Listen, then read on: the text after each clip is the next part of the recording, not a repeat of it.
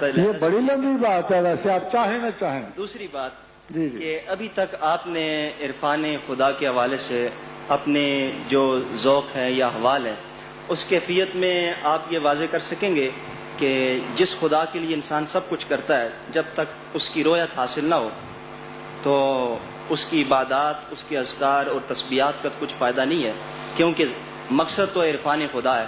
اور جیسا کہ حدیث میں آتا ہے کہ عبادت یوں کر کے گویا تو خدا کو دیکھ رہا ہے. تو کیا آپ کو اللہ رب العزت کی رویت کا شرف حاصل ہوا ہے؟ یہ تو بہت ہی پرسنل کویشچن ہے، جس کا اقرار دعویٰ ہے اور جس کا انکار جھوٹ ہے. آپ بتائیں میں کیا کروں؟ مگر ایک اور طریقہ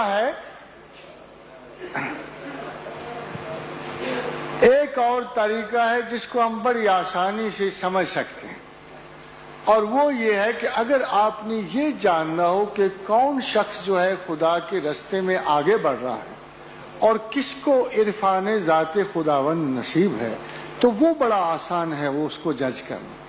وہ میں آپ کو اسٹینڈرڈ پیش کر دیتا ہوں. اگر مناسب سمجھیں تو خدا کی طرف بڑھتے ہوئے اس کو ایک اسٹینڈرڈ کی طرح نظر میں رکھیں تو یقین ہے کہ آپ اپنے مطلب کو ضرور پہنچ جائیں.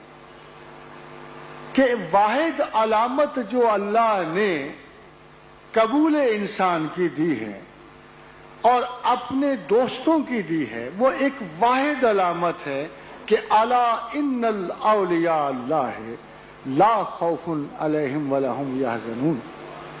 جب آپ خدا کی طرف بڑھنے لگیں تو اپنے دل کی حالت دیکھ لیجئے، خوف و حزن و ملال کی کیفیتیں دیکھ لیجئے. اگر خدا کی طرف بڑھتے ہوئے آپ کا خوف و حزن و ملال کم ہو رہا ہے تو یقین جانیے کہ آپ ولایت خداوند کو بڑھ رہے ہیں. دراصل پروردگار کے نزدیک تیسرا کوئی بندہ ہی نہیں ہے. اللہ ولی الذین آمنوا یخرجہم من الظلمات الی النور والذین کفروا اولیاءهم الطاغوت یخرجونہم من النور الی الظلمات اولئک اصحاب النار هم فیہا خالدون. اللہ کے نزدیک انسان صرف دو کیٹیگریز میں بٹے ہوئے ہیں، ایک ولی طاغوت ہیں، ایک ولی رحمان ہیں. تو اگر ولی طاغوت جو ہیں ان کا سادہ سا سمبل ہے کہ ان کو جن بھوت اس لیے چمتے رہتے ہیں، ومن یعش عن ذکر الرحمن، کہ جو رحمان کے ذکر سے غافل ہوا، نکیز لہ شیطان، اس پہ ہم ایک شیطان کو غلبہ دیتے ہیں، فہو لہ کریم، وہ اس کے قریب رہے. انسان کے تمام مسائل اللہ تعالیٰ نے ایک قرآن کی آیت میں واضح کر دی ہیں. وہ قانون ہے، لا ہے. اگر آپ اسے سمجھ آئیں تو پروردگار کی عنایات بے شمار ہیں. خدا یہ کہتا ہے ما یفعل اللہ بعذابکم، مجھے کیا پڑی ہے کہ میں عذاب کروں، ان شکرتم و آمنتم، اگر تم مجھے یاد کرنے والے ہو اور ایمان والے ہو تو مجھے کیا پڑی ہے کہ عذاب کروں. جس شخص پر عذاب ہے یا جو شخص اپنے آپ کو عذاب میں محسوس کرتا ہے، اسے جاننا چاہیے کہ اس کے شکر اور ایمان میں کچھ کمی ہے. یہ سائنٹیفک لا ہے.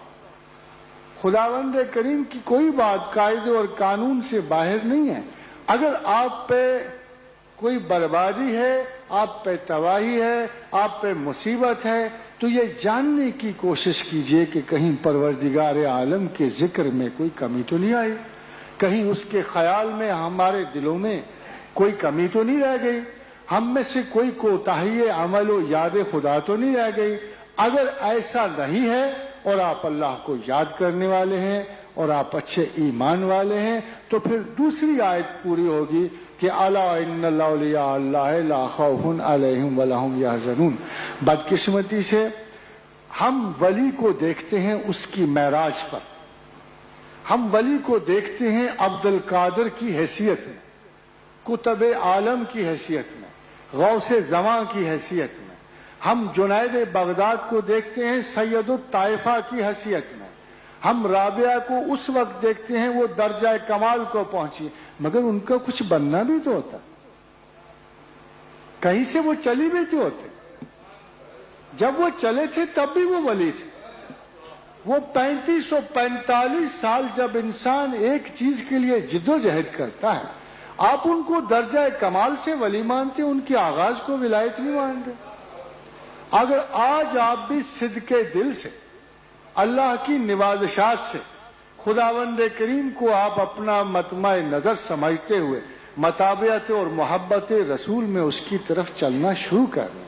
مگر ایک بات یاد رکھیے، میں پرائیورٹی کا سبق اس لیے دیتا ہوں کہ خدا کی عادت شریفہ وہ کبھی بھی اپنے آپ کو سیکنڈ اور تھرڈ پرائیورٹی پہ نہیں ایڈجسٹ کرتا، کبھی اس دل میں نہیں آتا جس میں خدا کی حیثیت اولین ترجیح کسی نہ ہو۔ اگر ایک ارب مسلمان اسے ترجیح اول قرار دے دے تو رب کعبہ کی قسم 1 ارب انسان ولی ہو سکتا ہے، اور اگر 1 ارب انسان اس ترجیح میں کوتاہی کرے گا تو ملت اسلامیہ میں ایک شخص کو بھی خدا نصیب نہیں ہوتا۔ ترجیحات اولین کے بارے میں خدا کسی قیمت پہ مصالحت نہیں کرتا۔ اس کے بعد پروردگار کے اور آپ کے درمیان کوئی رکاوٹ نہیں رہ جاتی قطعاً کسی قسم کی۔ ایک دفعہ جب آپ مینٹلی اسے کمٹ کر لیتے ہیں کہ باوجود تمام کوتاہیوں، یا ایھا الذین آمنو، یہ تو پروردگار نے کہہ دیا کہ اگر تم بڑے گناہوں سے یجتنبوا الکبائر الاسم والفواحش، اگر تم بڑے گناہوں سے پرہیز کرو گے تو چھوٹے تو تم کرو گے ہی، الا اللمم، چھوٹے گناہوں پہ تو تم رکو گے ہی۔ تو یہ مت خیال کرنا کہ میں تمہیں بخشوں گا نہیں، یہ مت خیال کرنا کہ تمہارے گناہ میری رحمت سے بھی کبھی بڑھ سکتے ہیں، اس لیے کہ تمہارے گناہ لمیٹڈ ہیں اور میری رحمت ان لمیٹڈ ہے۔ میں اس سطح پہ رحمت کا نزول فرما رہا ہوں جو ایک لازوال ابدی ہے، اور تم اس سطح پہ گناہ کر رہے ہو جو لمیٹڈ اور معمولی ہے۔ قل یا ایھا الذین آمنوا، قل یا عبادی الذین اسرفوا علی انفسہم، تم نے بڑے اپنی جانوں پہ اسراف کیے، جو نعمتیں میں نے تمہیں دی تھی غلط خرچی، میں نے تمہیں شہوات حساب سے خرچنے کو دی تھی، غصہ حساب کے لیے دیا تھا، کچھ اپنے لیے چیزیں دی تھی، تم نے غیروں پہ خرچ کر دی، اسراف کر دیا، نقصان میں چلے گئے۔ مگر ایک بڑا اسراف نہ کر دینا، ایک چیز اپنے آپ سے نہ خرچ کر دینا۔ قل یا عبادی الذین اسرفوا علی انفسہم لا تقنطوا من رحمت اللہ، ایک بڑی غلطی نہ کر دینا، ہر جرم سے بڑا جرم نہ کر دینا، میری رحمت سے مایوس نہ ہونا۔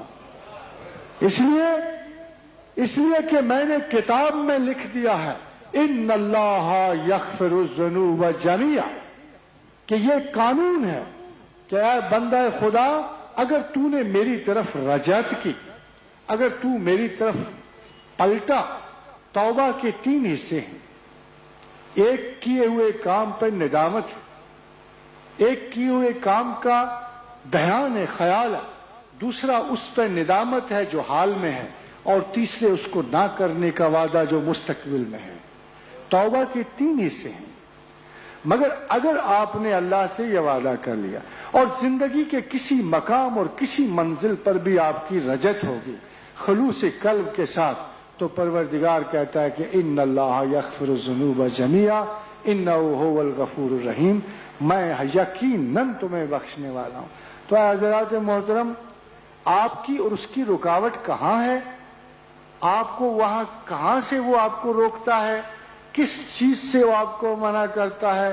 حتیٰ کہ وہ یہ بھی کہہ رہا ہے کہ چھوٹے چھوٹے گناہ آپ سے ضرور ہوں گے، وہ صرف اتنی بات آپ سے کہنا چاہتا ہے کہ تل کا حدود اللہ ہے، کہ کچھ میں نے حدود رکھی ہیں، ان کے قریب نہ جانا۔ وَمَن يَتَعَدَّ حدود اللہ ہے، جس نے اللہ کی حدود کو کراس کیا، فَأُولَئِكَ هُمُ الظَّالِمُونَ، وہ ظالموں میں سے ہوگا، اس کی واپسی مشکوک ہو جائے گی۔